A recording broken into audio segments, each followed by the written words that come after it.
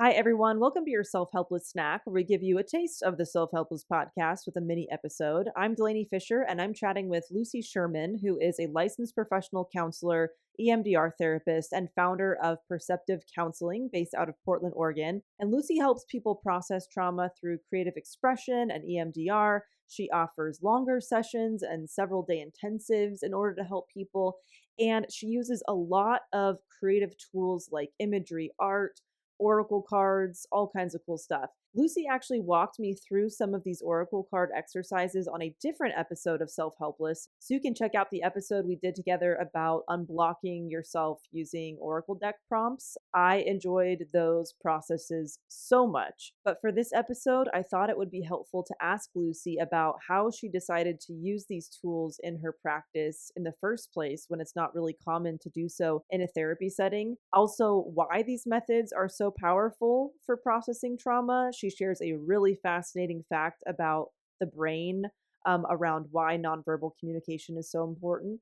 And she also shares about her own creative process and self care practices and offers some really helpful tips for therapists and other practitioners by giving us a peek into some of the systems inside of her own practice. So, whether you're feeling stuck in your client facing career, whatever that might be, perhaps this will spark some ideas for you for how you can breathe new life into your service by incorporating a new tool or a different approach. Or maybe it'll inspire you to prioritize creative or artistic expression, for fun in your daily life. All I know is that tuning into this episode really made me crave scribbling on some paper and lighting a candle. So here is my chat with Lucy. I love the way that you do what you do. It's so interesting. You don't really hear about those tools being used much in a therapy setting. How did you decide that you were going to bring these into sessions with your clients? Because it is not something that everybody's doing. You are daring to be different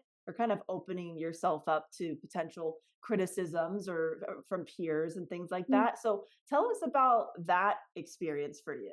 Yeah, so I mean, I feel like imagery and art has always been something that's just so powerful. And the feeling of, for me, I would lose my voice a lot, just feel like, oh, do I have the words? But if I have an image, I can just instantly talk from that image.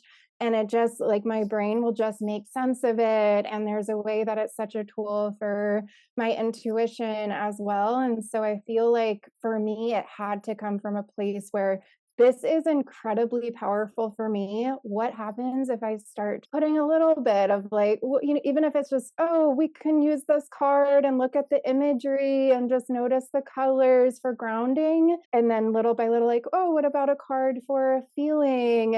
And I just used a lot of things that felt really powerful for me and then brought it into sessions for clients just to play around. And there were definitely times where, like, I don't know, but now it's like everyone just finds it powerful. And that's just, I mean, even on a first consult, that's what I share. This is how I work. And so folks who maybe don't resonate with it, or, I have referrals, but it's like it had to come from something that I tried and know so deep down inside this is an incredible tool. And then having so much fun with the finding the decks. I like will spend hours on YouTube and like, oh, how is this? This is amazing for me. Like using the different decks to communicate and connect in new ways, and then doing that with clients too. And I feel like it's just so deeply like things that you would never have words for or feel Yeah. so lost in starting. Like even just I found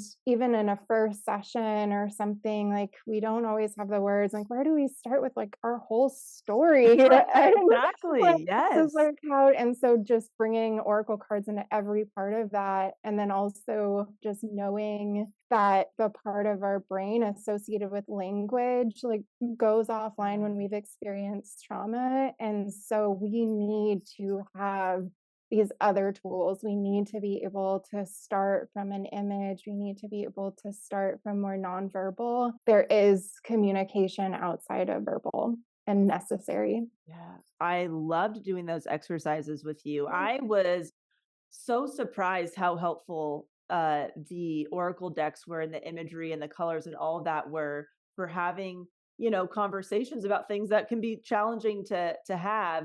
And it acted as like, yeah, this external thing in the room of the conversation where it almost relieves some pressure around bringing certain things up, because it's a little bit of like, well, I didn't exactly bring it up, this card did. And it kind of made it easier to broach, and then it kind of leads into the conversation. And I love the fact that it's creative for you and it's creative for them as well, which is really neat. Totally. And I also feel like more and more too, I'm just like trusting my creative intuition when it comes to like invitations with the offerings of cards. Yeah. What happens if we explore like this particular chapter in cards and then choose the different people in the cards to represent the people in your life? And like all of that has just So been, I mean, cool. it's just like so fun, this work, even though it can be really heavy, but the cards can bring this different part to it that we can both explore.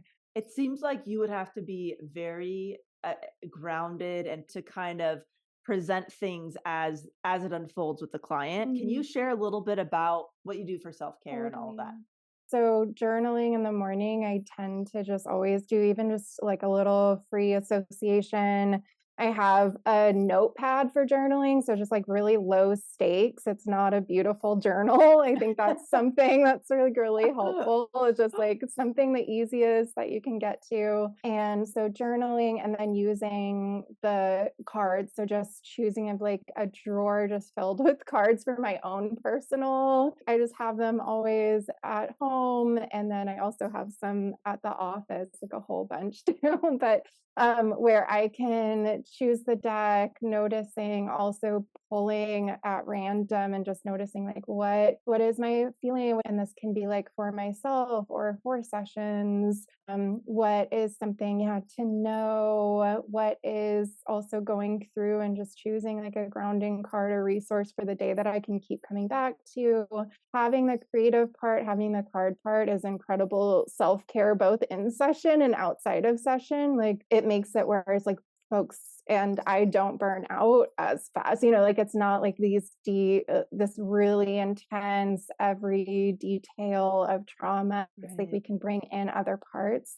So Yeah. I feel like that in itself is like a way that makes it where we're doing deep work, but it's not this like, oh, I'm just having all of these intense images in my mind and everything. It's like now I have a Right. card to connect with the Mm. experience of the person. So, and then I'll just oftentimes draw a little bit between sessions, drawing emotion that I felt or stuck energy, or it could be, and even writing myself a little note for myself for the Oh, I next love it. week or next Yeah. session. It's as like a little, like, I just really appreciated the client around this, and I noticed this, and remember next time, like sometimes just being present is so much. And like those kind of things, I think just Yes. all together really create a weaving of self-care, and it's in every part of my work. I would imagine, I mean, I have never been a therapist, but I would imagine that if you're not doing that work to check in with your own feelings about certain sessions, that you could be holding on to a lot of stuff that you might not even be aware of if you aren't checking in with yourself. Totally. Other things like releasing exercises can be really helpful. So it might be like burning something, spraying something in the air after, like just kind of changing the energy a little bit of the room or opening a window. Those are things. I also just have incredible people in my life that I just can reach out to, and just an EMDR consultant. And then I also consult with my old supervisor. Just having your people and Yeah. knowing like they are there, and I can reach out, and even movement, dancing, taking walks with my dog and nature, all of that just feels really, yeah, really necessary. And then also remembering like what are the moments that have felt really like powerful, or even if this is feeling like a really hard point, what is it moving into as well? Mm. So it can be like stuck hard energy, but also I've experienced for the next session, there's like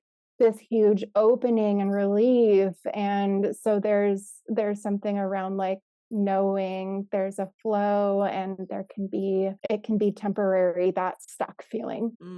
Thank you for sharing all that. It's just so interesting. Do you have a system or process that helps you prioritize what to focus on, when to, bring a new idea into the mix? What have you kind of learned about all that? Yeah, so I mean, I do write a lot down in like Google Keep if it comes up. I also, if I can really narrow in on what is it, that just focusing on the one thing that I would want to put all of my energy into, and then also noticing like where is the energy leaking right now, that's been really helpful. So Oh, if I I'm like, love oh, I'm that like, question. and that's like, that really, I feel like can narrow in on like, this is what I want. So in your day, what is leaking? Like if you're having all this communication with maybe a client who has started, but is like, has so many other things going on and it's not like this priority or whatever, like maybe that there's some information there of like you're putting all this energy potentially into someone who's not ready for this kind of work, which is totally Yeah. okay. But what happens if you put energy into sharing your passions about these longer, deeper sessions with people who are really in the space to take it? So I think that kind of noticing of like, where is the energy leaking and where is the energy like flowing and feeling really good, and all of that has been really helpful. So also like, yeah, you can do anything, there's like endless things and everything, but really trying to tap into like what feels really good, and then what would be kind of a way to expand on what feels really good. I love the term leaky energy. Like, or like, where's your energy leaking? I love Yeah. it. It sometimes doesn't seem like a lot in the moment, but over time, like all those little tiny interactions or details and that require your attention, they can be really draining, even if you're not completely aware of it in the moment. So I like that. That's such a great way to describe it.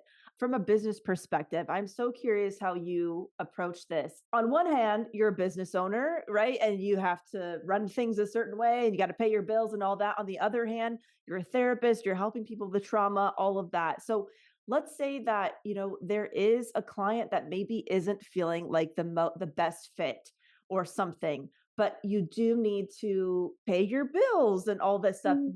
What is that happy medium that you come to, that it's like, okay, I think I have to let this person go or refer them to somebody else or something.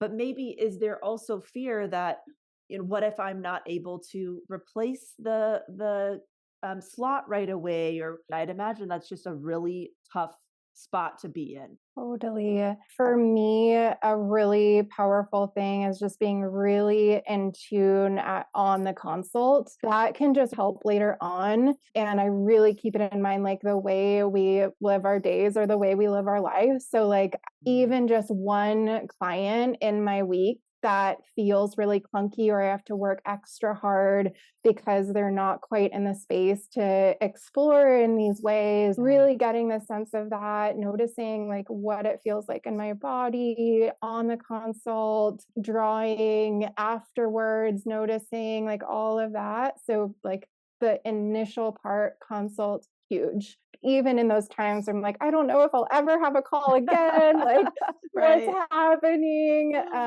Usually there are times that like, yeah, I just get like an influx of calls and stuff. So it's just like, I think Yeah.